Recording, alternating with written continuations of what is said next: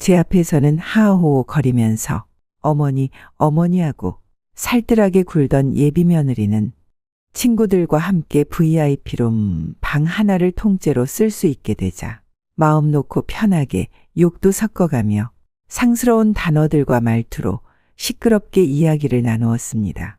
제 뒷담을 험하게도 하더군요.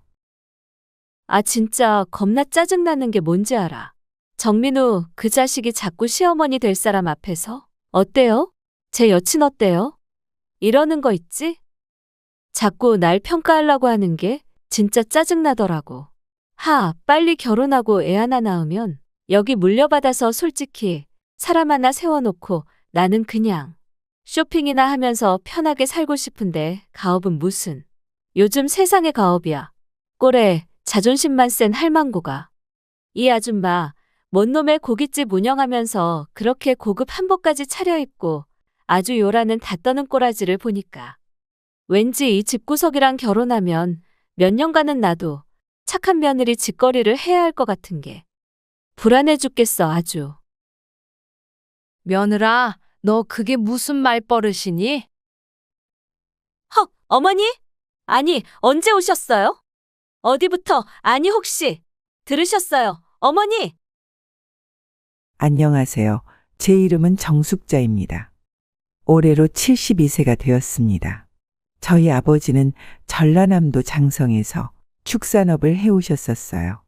그래서 저도 아버지의 가업을 이어받아 저희 집안은 3대째 한우 축산업과 장성관이라는 한우 전문점을 운영하고 있습니다.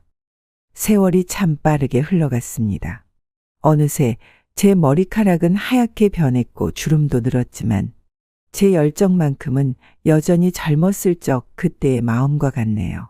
어릴 적부터 여자가 굳은 일을 한다며 이런저런 핀잔도 간섭도 자주 받아왔었어요. 여자는 사업 같은 것에 손대면 안 된다는 경고도 자주 들었지만 제 아버님께서는 장성에서 축산업으로 크게 성공하셨고 어머님께서는 그 한우로 3층짜리 고급 한우 전문점을 운영하시며 이 지역에서 크게 이름을 떨치셨습니다. 저는 그 가업을 이어받아 몸이 부서져라 열심히 일했어요. 지금은 전라도에서 나름 전통 있는 유명한 소고기 전문점으로 자리매김했다고 생각합니다. 어디 가서 내놓아도 부끄럽지 않게 장사하자는 것이 저희 인생 철학이거든요. 하지만 요즘 제 마음을 무겁게 하는 문제가 하나 있습니다. 바로 제 큰아들 민우의 결혼 문제입니다. 아이러니하게도 제가 이루어낸 모든 성공이 이런 자식 문제 앞에서는 아무런 도움이 되지 않는 무용지물처럼 느껴져서 무척이나 답답한 마음에 이렇게 사연 채널 실버라디오에 몇 자 적어 보내봅니다. 이런 곳에 사연을 보내면 여러 지혜로운 시청자분들께서 댓글로 고견을 남겨주신다고 하더라고요. 그래서 조언을 구해보고자 용기 내어 사연 보내니 꼭 좀 댓글 남겨주세요.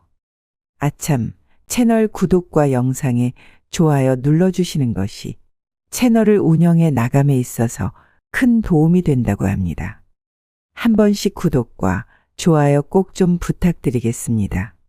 저희 큰아들 민우는 어릴 때부터 똑똑하고 성실했습니다.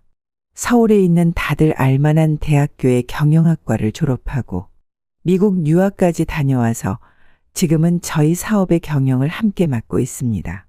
제 주변 친구들은 네 아들 같은 인텔리를 고기나 굽게 하는 건 인재 낭비 아니냐고 할 정도로 제 아들은 어릴 때부터 똑똑한 면이 있었어요. 근데 그러면 뭐합니까?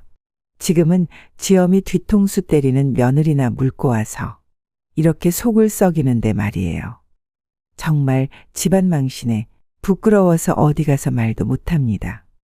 무튼 제 아들은 그래도 배운 것이 있어서였는지 지 혼자 열심히 여기저기 장사 잘 되는 식당에 견학도 다니고 밤낮으로 열심히 조사도 하고 공부도 하더니 식당 운영 수완이 많이 늘었어요.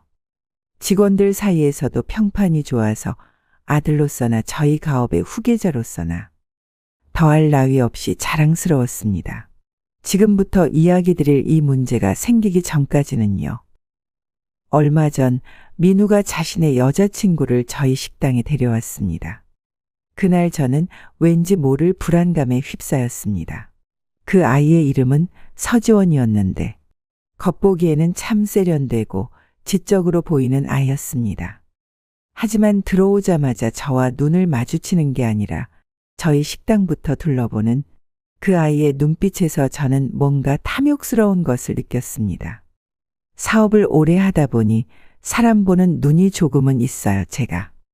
그런데 딱 그런 사람들이 있습니다. 혹시 아시나요? 그 사람에게서 느껴지는 탐욕이라 할까요? 오랫동안 이 한우 식당을 운영하며 수많은 손님을 보아온 제 직감이 그녀에 대해 경고하는 것 같았습니다. 지원이의 눈빛은 마치 우리 식당의 매출을 계산하듯 안 보이게 은근슬쩍 손가락까지 꼼지락거리며 무언가를 세아리고 있는 것이 보였습니다. 그 눈빛도 3층짜리 건물의 가치를 마치 중개인이 와서 꼼꼼하게 감정하듯 차갑게 느껴지더라고요. 그날 저녁 저희는 제 식당의 3층에 있는 VIP룸에서 함께 식사를 했습니다. 지원이는 겉으로 보기에 예의 바르고 상냥해 보였습니다. 하지만 뭔가 어색했죠. 너무 완벽해 보이려는 듯한 태도가 오히려 부자연스럽게 느껴졌습니다. 어머님, 정말 맛있는 한우네요. 이런 고급 식당의 며느리가 된다니 영광이에요. 예비 며느리 지원이가 공손하게 말했습니다. 지원이의 목소리는 부드럽고 정중했지만 그 말에 담긴 의미가 있는 것만 같아서 제 마음을 불편하게 했습니다. 아이고, 그렇게 격식 차리지 말고 편하게 대해요. 제 딸 유진이가 지원이를 향해 미소 지었습니다. 우리 유진이는 언제나 그렇듯 따뜻하고 너그러웠죠. 식사 중에 민우가 물었습니다. 어머니, 어떠세요? 지원이에 대해 어떻게 생각하세요? 저는 잠시 망설였습니다. 이런 질문을 예비 며느리가 가고 나서 따로 물어봐야지. 이렇게 대놓고 면전에서 물어보면 제가 뭐라고 대답해야 합니까? 솔직히 말해야 할까요? 아니면 그저 좋다고 해야 할까요? 제 마음속에서는 눈치 없는 맏아들 덕분에 아주 소란이 벌어지고 있었습니다. 한편으로는 솔직하게 제 의구심을 털어놓고 싶었지만 다른 한편으로는 아들의 기분을 상하게 하고 싶지 않았습니다. 글쎄, 지원이는 단정하고 예의 바른 것 같구나. 저는 조심스럽게 대답했습니다. 그나마 제가 할 수 있는 가장 중립적인 답변을 선택했죠. 식사가 끝나고 제 아들 민우와 예비 며느리 지원이가 돌아간 후에 저는 둘째 딸 유진이와 이야기를 나눴습니다. 식당 3층에 있는 사무실에 나란히 앉아 오늘 있었던 일에 대해 의견을 나누기 시작했습니다. 저로서는 뭔가 쎄한 느낌이 계속 들어서 모르는 사람이 보면 약간 비상회하듯이 막내딸을 앉혀놓고 이것저것 너의 생각은 어떤지 물어보기 시작했습니다. 유진아, 그 지원이라는 애가 우리 식당 내부를 둘러볼 때 눈빛이 어땠니? 저는 조심스럽게 딸의 의견을 물었습니다. 우리 유진이는 어릴 때부터 이 식당에서 자라나서인지 사람을 보는 눈이 참 좋았거든요. 네, 저도 좀 걸리더라고요. 뜬금없이 주방을 보고 싶다 해서 좀 의아했지만 뭐. 오빠 여자친구기도 하고 그러니까 주방을 보여줬는데 와중에 평수는 얼마나 되는지 식자재나 기자재 같은 걸 계산하는 것처럼 보였어요. 우리 가게 하루 매출이 얼마나 되는지 물어보기도 했고요. 뭐? 매출까지 물어봤다고? 역시 뭔가 꿍꿍이가 있는 것 같은데? 유진이의 말에 저는 고개를 끄덕였습니다. 역시 제 눈만 이상한 게 아니었던 거죠. 어머니, 제가 한 가지 제안을 드려도 될까요? 유진이가 조심스럽게 말을 꺼냈습니다. 응, 그래 말해보렴. 오빠 여자친구 지원 씨의 진짜 모습을 보려면 어머니가 우리 식당 반찬 이모로 변장하시는 건 어떠세요? 평소 주방 이모님들한테 그 여자가 어떻게 대하는지 보면 그 여자의 진짜 인성을 알 수 있잖아요? 순간 저는 눈이 번쩍 뜨였습니다. 우리 유진이가 제법 좋은 생각을 해낸 것 같았거든요. 3대째 이어온 이 가업을 이어갈 며느리를 고르는 일인데 신중하지 않을 수 없었으니까요. 그런데 오늘 우리가 만나서 식사를 해버렸는데 이제 와서 내가 식당 이모로 변장한다고 해서 날 못 알아볼라나? 걱정 마세요. 어머니, 요즘 젊은 사람들은 주방 이모님들 얼굴도 잘 안 보잖아요. 저희 직원이 몇 명인데. 그리고 만약에 우리 예상처럼 그 여자가 오빠나 우리 가족의 돈을 보고 의도적으로 접근한 거라면 어머니를 엄청 큰 식당 대표님으로 생각할 테니 허름한 주방 이모로 변장했을 거라고 상상 자체를 못할 거예요. 걱정 마세요, 어머니. 딸의 제안이 일리가 있다고 생각했습니다. 다음 날 아침, 저는 평소보다 일찍 식당에 나왔습니다. 오랫동안 함께 일해온 주방장과 직원들만 제 계획을 알고 있었죠. 어머니, 이렇게 머리 스카프를 두르시고 앞치마를 하시니까 정말 주방 이모 같으세요. 유진이가 저를 도와 변장을 하는 동안 말했습니다. 유진이 말대로 거울을 보고서는 전 깜짝 놀라서 한동안 말을 이을 수 없었습니다. 정말 그동안의 제 모습은 찾아볼 수 없더라고요. 평소 입고 다녔던 고급스러운 한복 차림에 옷가락지를 모두 빼고 화장도 모두 지우고 염색으로 가렸던 흰머리를 분장으로 다시 만들고 주름도 더욱 깊어 보이게 만들고 죽은 깨와 기미도 다 드러내고 나니 그저 소박한 우리네 주방 아주머니의 모습 그 자체였습니다.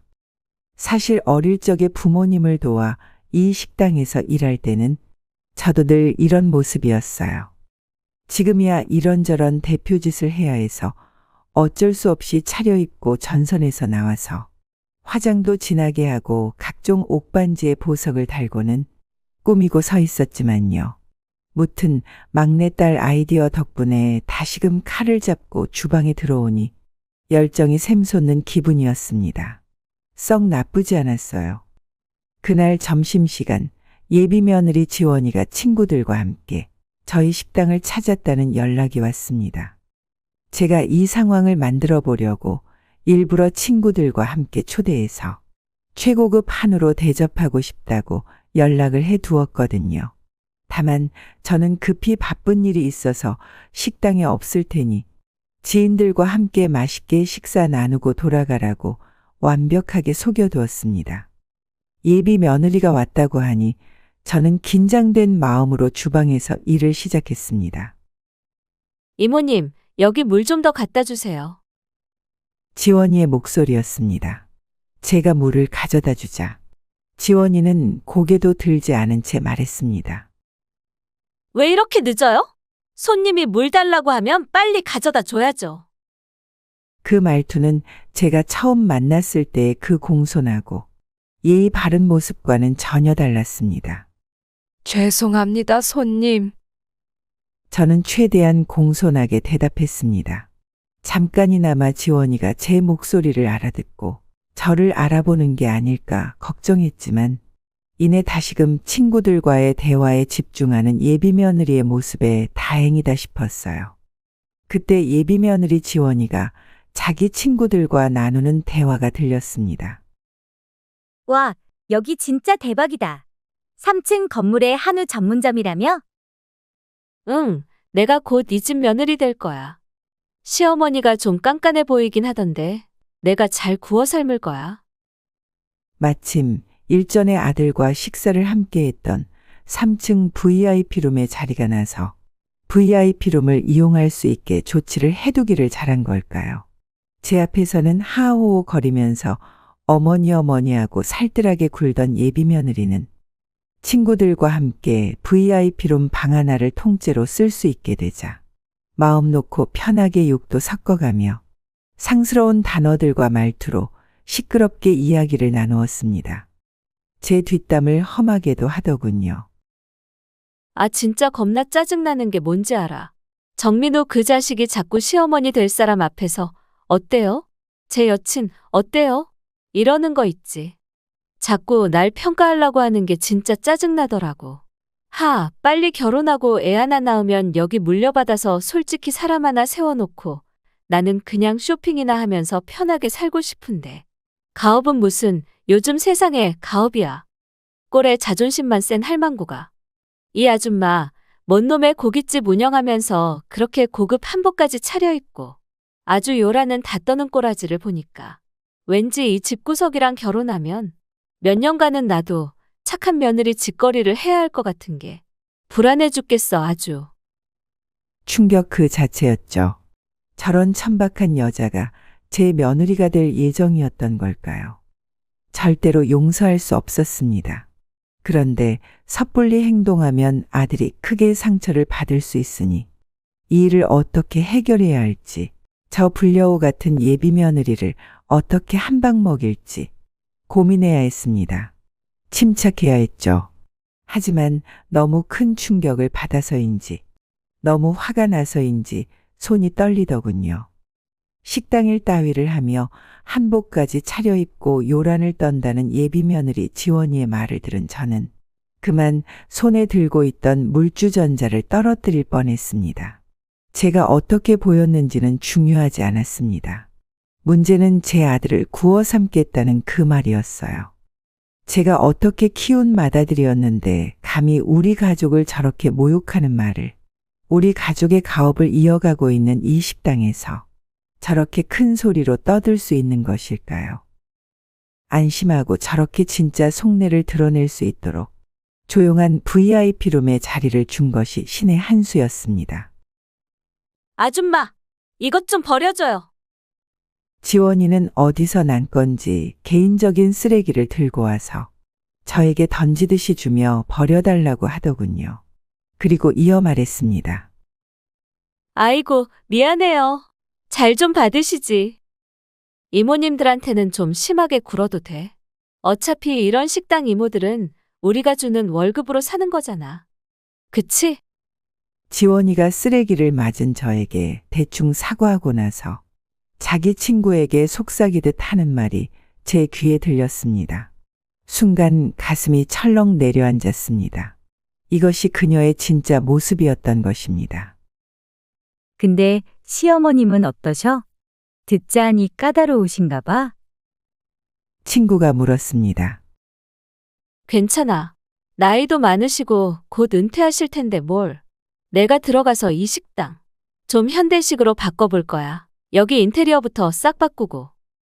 이 낡은 주방 기구들도 다 버려야겠다. 아니면 그냥 이 식당을 통째로 팔아버리고 해외여행이나 다닐까 몰라. 친구들과 농담 따먹기를 하며 깔깔거리면서 지원이는 마치 이미 이 식당이 자신의 것이 된 것처럼 이야기했습니다.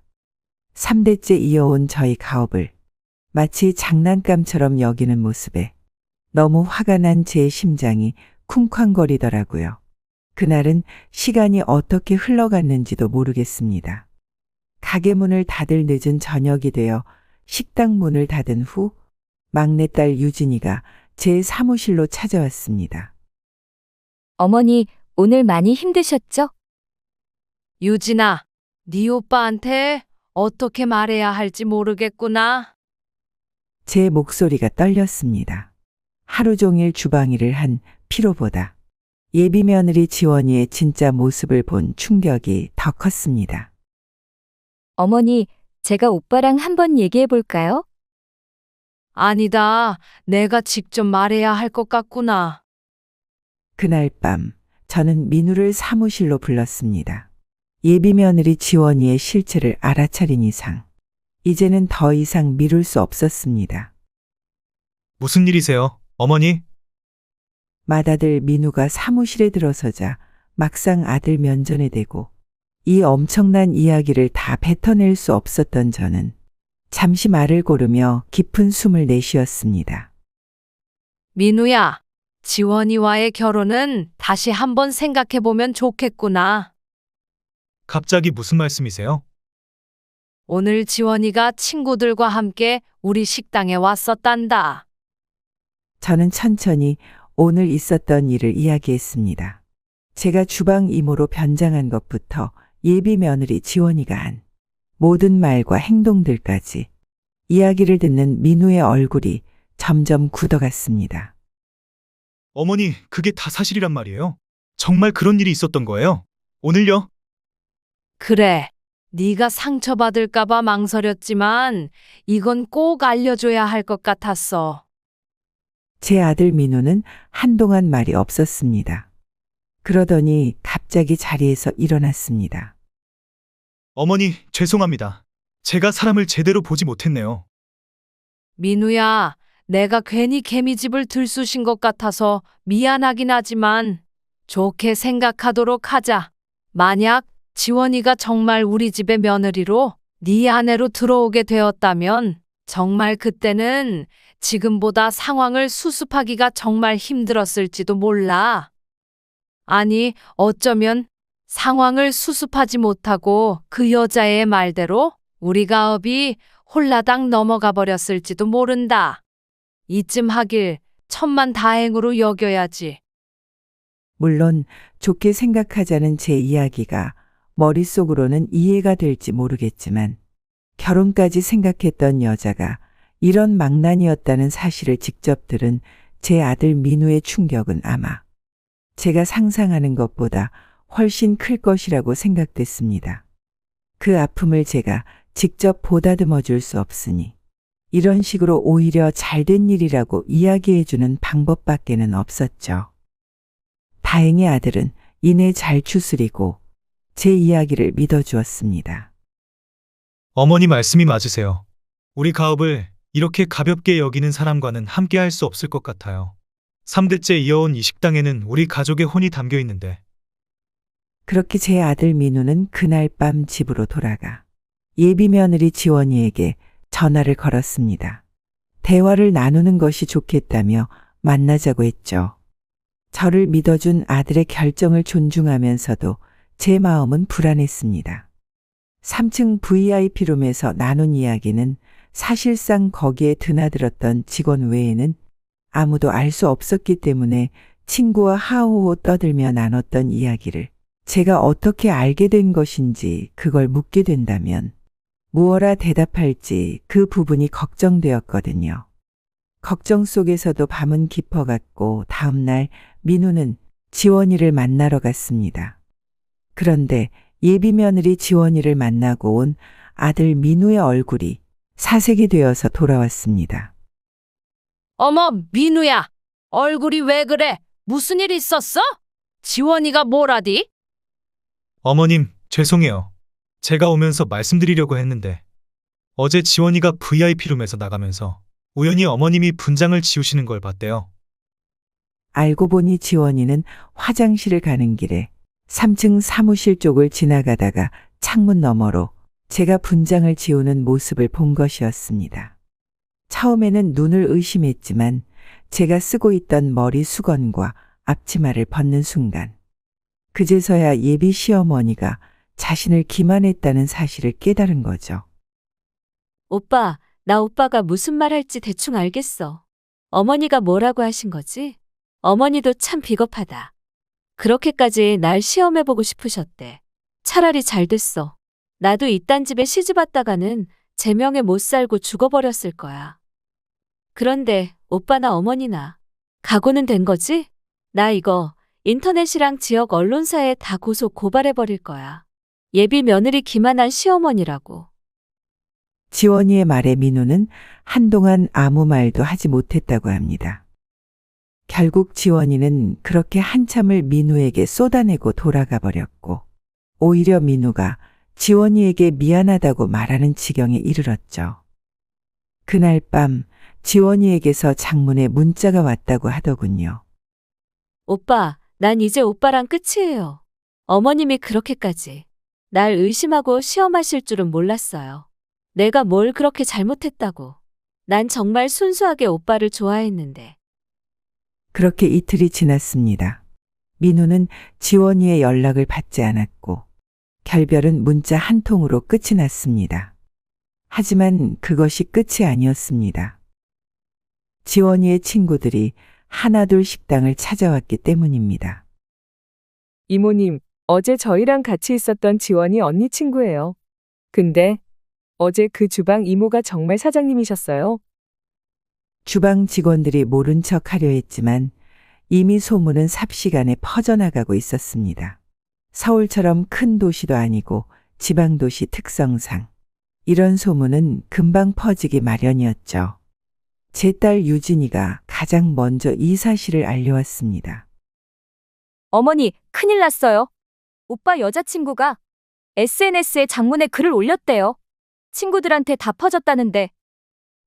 걱정스러운 얼굴로 들어온 유진이의 손에는 휴대폰이 들려 있었습니다. 화면에는 지원이가 올린 글이 떠 있었죠.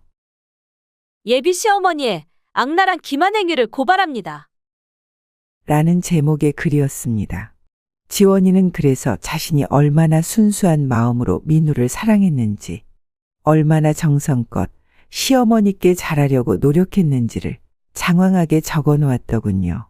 그리고는 제가 주방 이모로 변장해서 자신을 감시했다는 내용을 덧붙였습니다. 댓글에서는 저를 마치 TV에서나 나오는 사이코패스처럼 포장해서 저를 욕하고 저희 집안을 모욕하는 글들 뿐이었습니다. 설상가상으로 지원이의 글은 순식간에 지역 맘카페와 SNS를 통해 퍼져나갔습니다. 장성이라는 곳이 워낙 작은 도시다 보니 하루 만에 온 동네가 이 소식을 알게 되었죠. 장성관 대표가 예비 며느리 미행했다며? 그 집 아들이랑 결혼한다는 게 얼마나 좋았으면 그렇게 열심히 하고 다녔는데.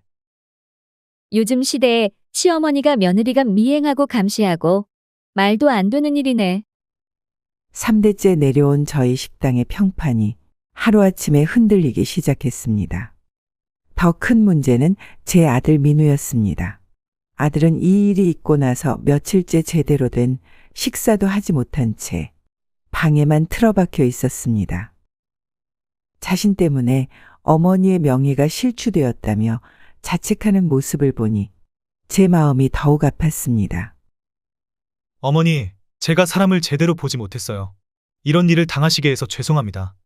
우리 식당, 어떡하죠? 그러던 어느 날 뜻밖의 손님이 찾아왔습니다. 지원이와 함께 VIP룸에 있었던 친구 중 한 명이었습니다. 저, 사장님. 죄송하지만 잠시 이야기 좀 나눌 수 있을까요? 그 친구의 이름은 수진이었습니다. 지원이의 대학 동창이라고 했죠. 저는 수진이를 3층 사무실로 안내했습니다. 사실, 저는 이렇게 가만히 있을 수가 없어서 왔어요. 지원이가 올린 글이 사실이 아니란 걸 저는 알거든요. 수진이는 떨리는 목소리로 말을 이어갔습니다. 그날 VIP룸에서 지원이가 한 말들, 제가 다 녹음해뒀어요. 원래는 우리끼리 웃으면서 떠들었던 걸 나중에 다시 들으면서 웃자고 녹음한 건데. 수진이의 말에 저는 놀라지 않을 수 없었습니다. 처음에는 지원이의 평소 모습이 저도 좀 걸리긴 했지만 친구니까 그냥 넘어갔어요. 근데 이렇게 상황이 커지고 지원이가 오히려 피해자인 척하면서 사장님을 악녀로 몰아가는 걸 보니 도저히 가만히 있을 수가 없더라고요.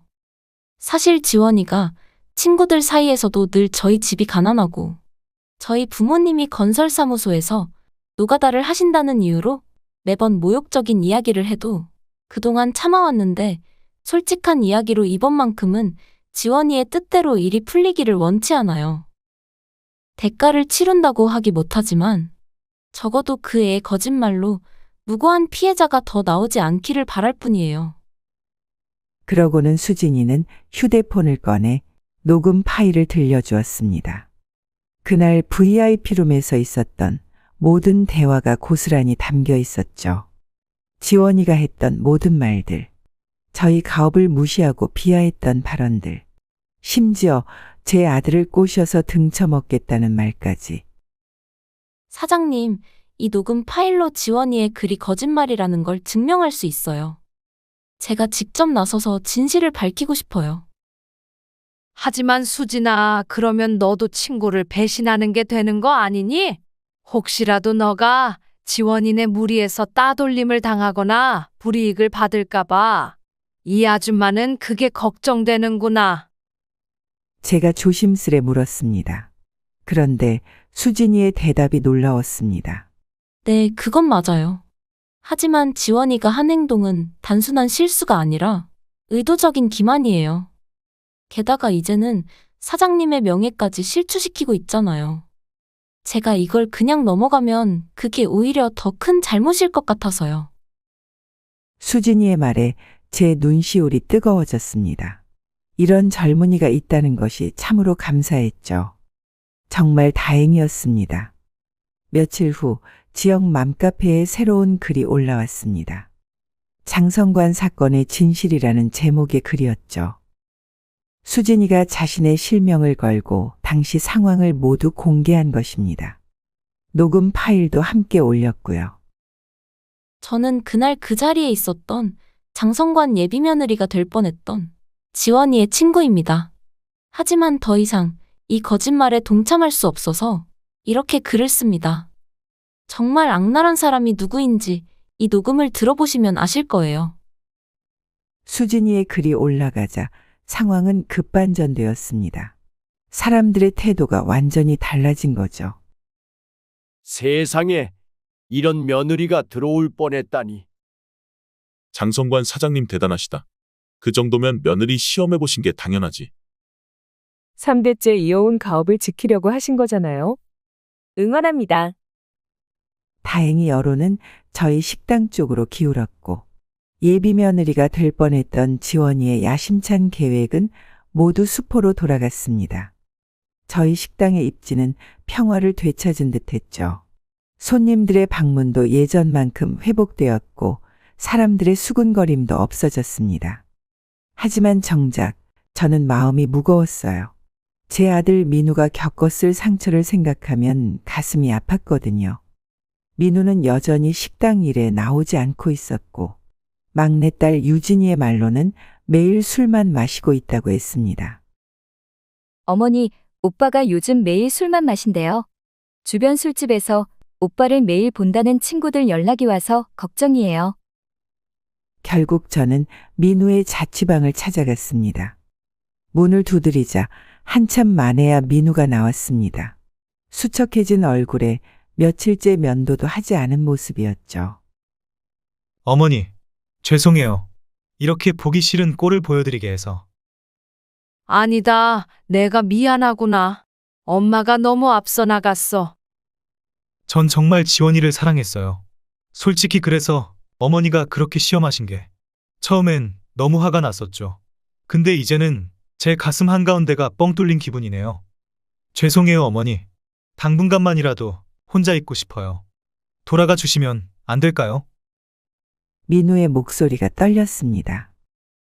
지원이 친구가 올린 녹음 들었어요. 그제서야 제가 얼마나 어리석었는지 깨달았어요, 어머니. 저는 그런 목소리를, 그런 말투를 지원이를 만나면서 한 번도 들어본 적이 없었어요. 그게 지원이의 실체였던 거죠? 제가 사랑한 건 지원이가 아니라 지원이가 보여준 거짓된 모습이었던 것 같아요. 제가 아니라 저희 집의 돈을 사랑했던 여자였어요. 그게 너무 제 가슴을 아프게 해요, 어머니. 술에 취했던 민우의 눈에서 눈물이 흘러내렸습니다. 어머니, 죄송합니다. 저 같은 아들을 두셔서 3대째 내려온 우리 가업을 제가. 아니다, 민우야. 내가 미안해할 것 없어. 엄마가 너무 성급했던 거야. 저는 아들을 꼭 안아주었습니다. 그동안 얼마나 마음고생이 심했을지 민우의 마른 등을 쓰다듬으며 생각하니 마음이 아팠습니다. 하지만 어머니, 이제 어떡하죠? 식당에도 못 나가고 손님들 얼굴을 어떻게 봐야 할지. 그때였습니다. 제 휴대폰으로 유진이에게서 급한 전화가 왔습니다. 어머니, 큰일 났어요. 그 여자가 우리 식당 앞에서 1인 시위를 하고 있어요. 뭐라고? 급히 식당으로 향하는 차 안에서 막내딸 유진이한테 자초지종을 들었습니다. 아들의 전 여자친구인 지원이가 불법 도청으로 명예를 훼손한 장성관은 사과하라는 피켓을 들고 서 있다는 것이었습니다. 식당에 도착해 보니 상황은 심각했습니다. 지원이는 식당 앞에서 미친 사람처럼 울면서 소리치고 있었고, 지나가는 사람들이 핸드폰으로 동영상을 찍고 있었습니다. 장성관 사장님, 나오세요. 제가 얼마나 억울한 줄 아세요? 불법으로 도청하고. 이게 말이 되나요? 민우가 차에서 내리려 했지만 제가 말렸습니다. 이건 제가 해결해야 할 문제였으니까요.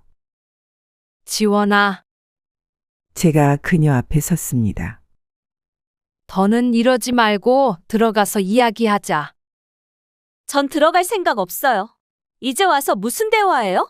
그때는 대화를 하려고 하셨나요? 몰래 변장까지 해서 제 이야기를 몰래 훔쳐 들으시고 저를 이렇게 망신주고.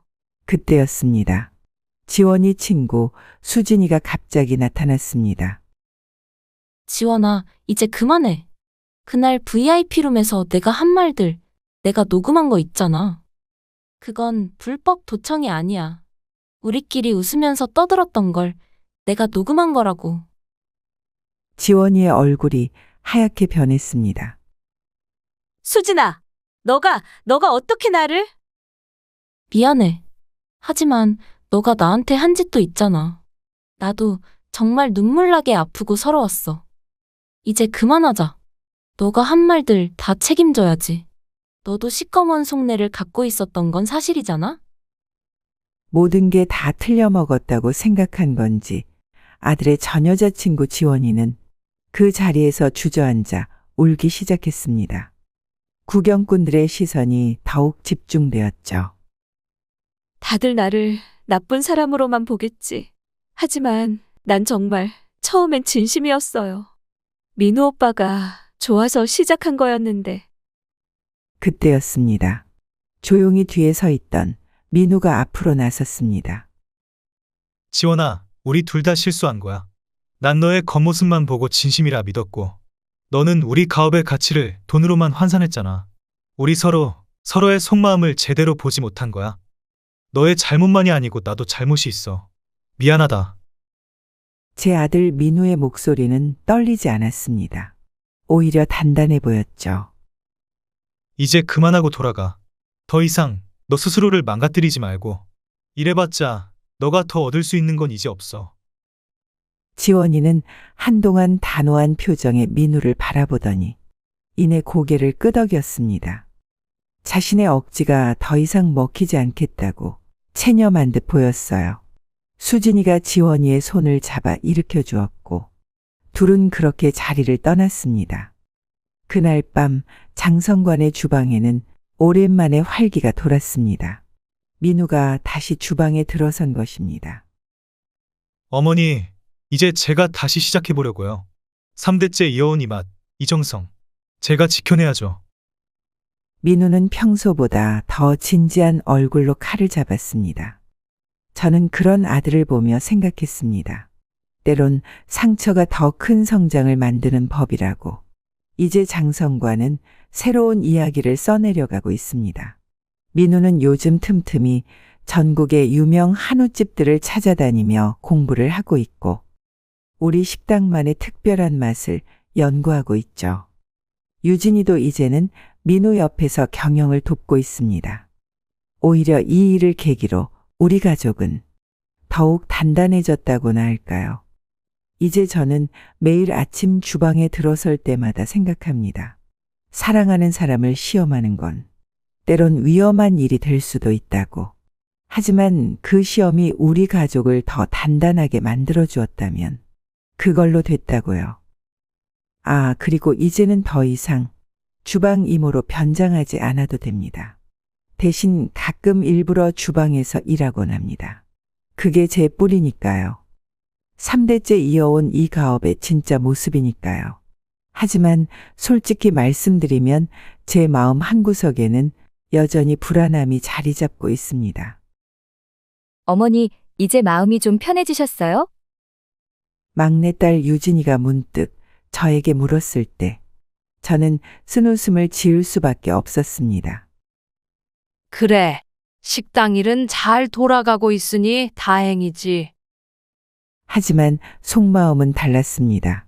이제 민우도 마흔을 바라보는 나이인데 이번 일로 상처를 받아 혹시 결혼을 아예 포기하는 건 아닐까 하는 걱정이 들었거든요. 게다가 이번 일이 입소문이 나서 좋은 신부감이 쉽게 나서지 않을까봐 걱정도 됩니다. 장성관 며느리 시험한다는 소문이 퍼졌으니 누가 선뜻 우리 집 며느리가 되려 하겠습니까? 여보, 밤늦게 사무실에 혼자 앉아 있으면 먼저 떠난 남편 생각이 절로 납니다. 우리 민우 잘 알 수 있겠죠? 당신이 보시기에는 어떠세요? 묵묵히 식당을 지켜온 세월만큼이나 앞으로도 더 많은 시련이 있을 것입니다. 하지만 이번 일을 겪으며 민우가 한 뼘 더 성장한 것을 보면 앞으로는 좀 더 믿고 기다려줘야 할 것 같다는 생각이 듭니다. 어머니, 이번에 흑백요리사 다음 시즌이 열리면 전라도 음식 경연으로 저희가 참가해보는 건 어떨까요? 아니면 한식대첩도 좋고요. 식당 일에 더욱 열정을 보이는 민우를 보며 전 이제 조금은 덜 조급해져도 될 것 같다는 생각을 했습니다. 좋은 며느리는 어쩌면 제가 찾는 게 아니라 민우가 자연스럽게 만나게 되겠죠. 이제는 제가 주방 이모로 변장하는 대신 우리 장성관의 맛과 전통을 더욱 단단히 다져나가는 데 집중하려 합니다. 그게 제가 할 수 있는 최선이니까요. 그래도 가끔 주방에서 일할 때면 문득 궁금해집니다. 우리 민우의 진짜 인연은 언제쯤 찾아올까요? 여러분, 여기까지 들으셨다면 저에게 무엇라도 조언 좀 해주세요. 제가 무엇을 놓치고 있는 게 있어 보이시나요? 이 상황을 어떻게 해결할 수 있을까요? 여러분이라면 어떻게 하시겠어요? 제 나이 들어 이런 고민을 하는 게 부끄럽기도 해요. 하지만 정말 어찌해야 할지 모르겠어요. 여러분의 지혜로운 조언을 기다리고 있겠습니다. 꼭 좀 지나치지 말고 댓글 부탁드리겠습니다. 채널의 구독과 좋아요, 댓글을 남겨주시는 게 사연 라디오 채널 운영에 큰 도움이 된다고 합니다. 다들 한 번씩 좋아요와 구독 버튼 눌러주세요. 들어주셔서 감사합니다.